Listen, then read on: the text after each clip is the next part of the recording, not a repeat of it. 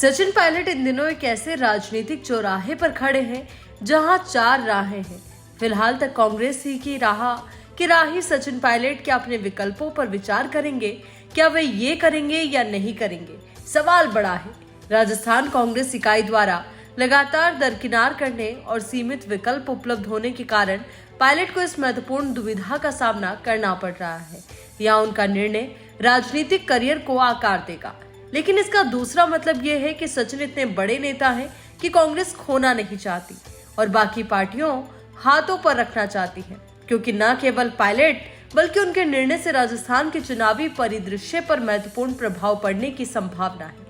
इस संभावना मौजूदा सरकारों को हटाने के अपने इतिहास के लिए जानी जाती रही है। पायलट के अगले कदम को लेकर अटकलें तेज हो गई है, लेकिन संभावनाएं क्या क्या है ये आपको बताते हैं। संभावना नंबर एक नई राजनीतिक पार्टी बनाना एक चुनौतीपूर्ण प्रयास है, जिसके लिए पर्याप्त संसाधनों की आवश्यकता होती है, जबकि कॉर्पोरेट्स अक्सर राजनीतिक दलों का समर्थन करते हैं। इस संभावना नहीं है कि वे राज्य में अपने पहले चुनाव में जीतने की संभावना के साथ एक नई इकाई को कुछ वित्त पोषित करने के लिए इच्छुक होंगे। हालांकि पायलट प्रभावशाली गुर्जर समुदाय से ताल्लुक रखते हैं, जो उन्हें महत्वपूर्ण राजनीतिक लाभ प्रदान कर सकता है। उम्मीदवारों को आकर्षित करना कोई समस्या नहीं हो सकती है, क्योंकि कांग्रेस और भारतीय जनता पार्टी दोनों से मोहभंग और टिकट से वंचित उम्मीदवार खुद को उनके साथ जोड़ सकते हैं।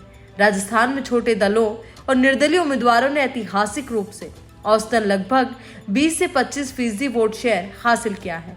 मायावती की बहुजन समाज पार्टी, हनुमान बेनीवाल की राष्ट्रीय लोकतांत्रिक पार्टी और कोनराड संगमा की नेशनल पीपुल्स पार्टी जैसी पार्टियों ने हाल ही के चुनाव में निर्दलीय उम्मीदवारों के साथ काफी अच्छा प्रदर्शन किया है।